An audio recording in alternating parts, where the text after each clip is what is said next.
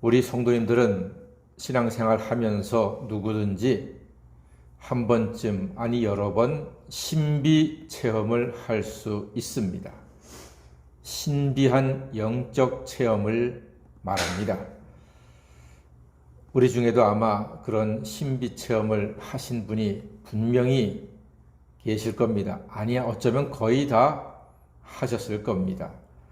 예배 중에 강단에서 예수님의 모습이 보이거나 찬송하는데 천국 형상이 눈앞에 스쳐 지나가거나 기도하는데 하나님의 음성이 세미하게 들리고 확신을 주시거나 내가 방언 기도를 하거나 혹은 내가 하나님께 기도했는데 그것이 분명하게 응답되었다면 내가 간절한 뭔가의 문제가 있었는데 성경을 읽으면서 혹은 설교를 들으면서 거기에 대한 모든 문제가 일시에 해결되는 그러한 경험들 모두 다 신비 체험이라 할 수 있습니다. 제가 부목사 시절에 찬양 예배 설교를 하고 내려왔는데 예배 후에 한 집사님이 저에게 오더니 목사님, 우리 아들은 초등학교 2학년쯤이었습니다. 우리 아들이 예배 중에 목사님 머리 위에서 강대상에서 예수님이 계신 것을 봤대요. 그렇게 저한테 말씀을 해 주시더라고요. 그래서 그런 말씀 들으니까 그래도 기분이 괜찮아요. 목사님 얼굴 위에서 마귀를 봤대요. 이러면은 기분이 안 좋았을 텐데 예수님 봤대요. 그러니까 기분이 좋더라고요. 그런 신비체험 신앙인들은 할 수 있습니다. 오늘 우리가 성경에 나오는 신비한 일들이 참 많지 않습니까? 그런 것들은 얼마든지 성도가 현실의 삶 속에서 같이 겪을 수 있고 볼 수 있습니다. 자, 그렇다면 그러한 신비 체험은 왜 하나님께서 허락해 주시는 것일까요? 자랑하라고? 자기의 의를 과시하라고? 자기의 능력 보여주라고? 아닙니다. 결코 아닙니다. 그것은 겸손하게 더 하나님 잘 믿으라고, 하나님께 더욱 영광 돌리라고, 불쌍한 죄인들 구원하라고, 연약한 자를 위로하라고 하나님께서 우리를 격려하시고 힘을 주시기 위해서 그러한 신비한 체험들을 허락하신다는 사실입니다. 자, 그런데 오늘 엘리바스를 보니까 그가 역시 신비 체험을 했습니다.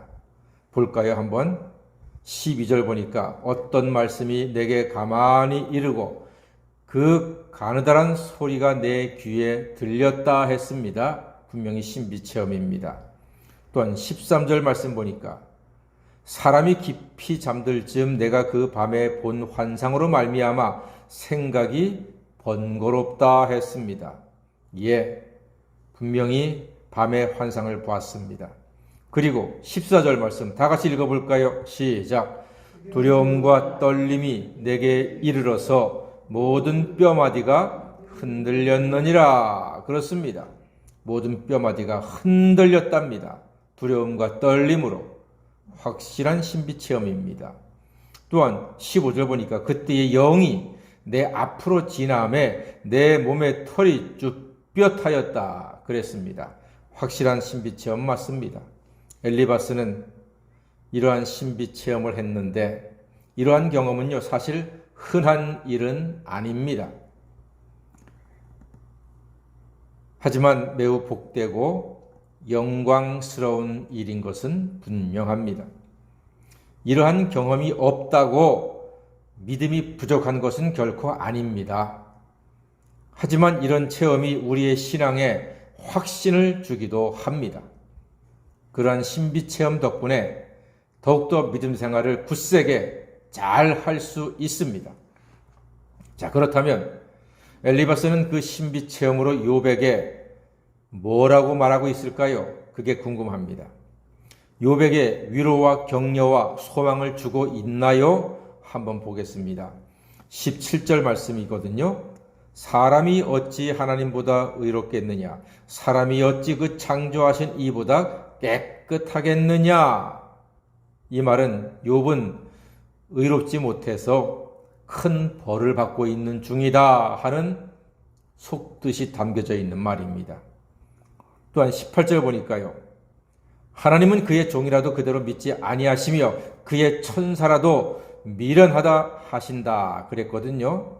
이 말은 하나님이 너를 믿지 못해서 네가 큰 고난을 받고 있는 거야 라는 아주 아픈 말입니다. 19절 볼까요? 한번 보겠습니다. 다 같이 19절입니다. 시작. 하물며 흙집에 살며 티끌로 털을 삼고 하루살이 앞에서라도 무너질 자이겠느냐 그랬거든요. 하루살이 앞에서도 무너졌다. 너는 하루살이만도 못하다. 하루살이만 불과한 인간이다. 이렇게 지금 말하고 있습니다. 또 20절 보니까요. 아침과 저녁 사이에 부스러져 가루가 되며 영원히 사라지되 기억하는 자가 없을 것이다. 너 영원히 사라진다. 너는 부서져 가루가 되고 아무도 너를 기억하지 못할 것이다. 고통받는 사람한테 정말로 할 얘기가 아닙니다. 또한 21절 보니까 장막줄이 그들에게서 뽑히지 아니하겠느냐. 그들은 지혜가 없어 죽느니라. 욥 네가 바로 그렇게 지혜가 없어서 죽어가는 사람이야. 하나님의 은혜를, 그 신비한 체험을 어쩌면 이렇게 하나님의 사랑과는 전혀 관계없는 말들을 쏟아내고 있는지 모르겠습니다. 아픈 사람을 찌르고 때리고 그 상처에 소금을 뿌리는 말을 자기가 의롭다고 생각한 엘리바스가 이렇게 하고 있습니다. 엘리바스가 진정 신비 체험을 했다면 그 말씀과 은혜를 하나님의 뜻과 하나님 사랑을 알리고 나누는 일에 헌신하고 힘을 썼어야 하는 것입니다. 그 말씀과 은혜를 욥이 아니라 자기 자신에게 적용했어야 한다는 말이죠. 하지만 엘리바스는 고난당하는 욥에게 그 은혜와 말씀을 적용합니다. 여러분, 혹시 여러분께서 말씀을 듣거나 말씀을 읽는 중에 아하, 이 말씀 참 은혜롭다. 이 말씀 아무 개가 들어야 하는데 이럴 때가 있거든요. 그렇게 하시면 안 되는 거예요. 그 말씀은요, 그 말씀을 깨닫는 그 본인에게 주시는 하나님의 말씀인 줄로 믿고 거울로 삼으셔서 더욱더 말씀에 합당한 사람으로 살아가시기를 간절히 소망합니다. 그것이 말씀을 바라보는 우리의 마음이 되어야 합니다. 내가 깨달은 그 말씀은 하나님이 나에게 주시는 말씀, 너의 삶을 돌아보라는 말씀, 네가 좀 더 온전해지기를 바란다는 하나님의 뜻이 담겨져 있습니다. 그러므로 말씀을 나에게 적용하는 것이 은혜 중에 은혜입니다. 그러므로 지혜의 열매를 맺을 수가 있습니다. 늘 말씀 앞에, 은혜 앞에 겸손하셔서 하나님의 큰 사랑을 풍성히 누리며 입술의 열매를 많이 맺으시는 하나님의 놀라운 은혜를 누리며 살아가시는 복된 성도가 되시기를 주의 이름으로 간절히 축원합니다. 아멘. 기도하겠습니다.